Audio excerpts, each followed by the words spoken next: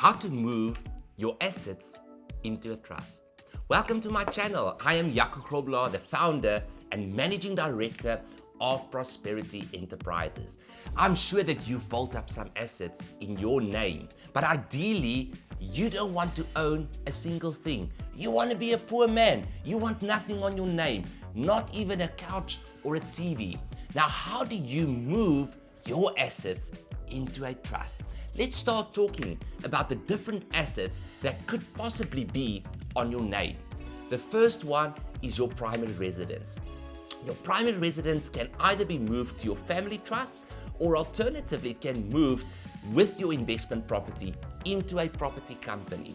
The property company's shares will be held in a holdings trust. When you move your primary residence to your family trust, the intention is to either have no debt on the property or to pay off the property as quickly as possible. When you are planning to one day move out of your primary residence and rent that property out as an investment property, you would rather move that property to a property company with your other investment properties and the shares held by a holdings trust. Now, how do you do that? There are two ways that you can do that. You can either sell the property to your property entity, or alternatively you can transfer it with something like a Section 42 asset for share swap. Your investment properties should also not be on your name.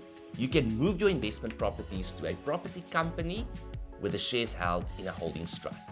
This can also be done through a sale by selling the properties to the property company, or alternatively by a transfer like a Section 42 asset for share swap, where we transfer the shares to the property company, and in exchange you get shares in the company, but we then make additional shares out to the holdings trust.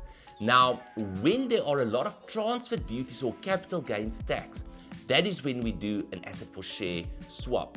With lower price properties or where capital gains are not that much, a normal sale is more than sufficient. Then we've got vehicles. You might have paid off vehicles in your own name. What do you do with those vehicles? Ideally, you want to move that to your family trust as well. Now, this can be sold to your family trust. It can be then re-registered at the traffic department into the name of the family trust. It needs to be put through the test again, and then you can know that your vehicle is protected, it is out of your name, it is safe. When a vehicle is financed, it is best to keep it in your own name, or alternatively in the name of your business if you own a business, for tax benefits. Household items like furniture, appliances, art, and even jewelry can also be moved to your family trust. This can also be done through a sale, where we sell these items at second-hand value. You can get prices from a pawn shop where you can see what your items are worth second-hand and move it at that value. So obviously, we want to move it at the lowest justifiable price to the family trust.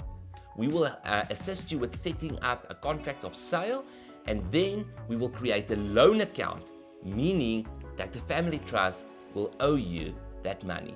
But there are certain donation exemptions that we can do every year. So every year we will donate against that loan account to reduce the value of that loan account, so that the assets can eventually sit completely in the family trust without any loans from the family trust to you. Now, what about new items?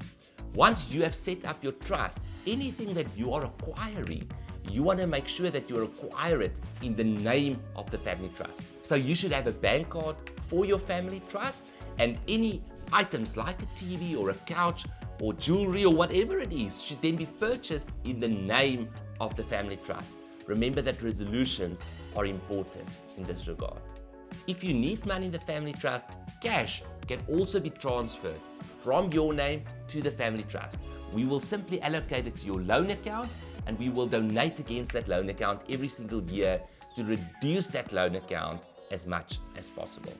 Throughout the process, you need to be mindful of tax implications, and that is where we as Prosperity Enterprises assist you in moving your assets from your name to the correct structures. So if you need assistance with your structuring, feel free to book a one-on-one consultation with us in the link below.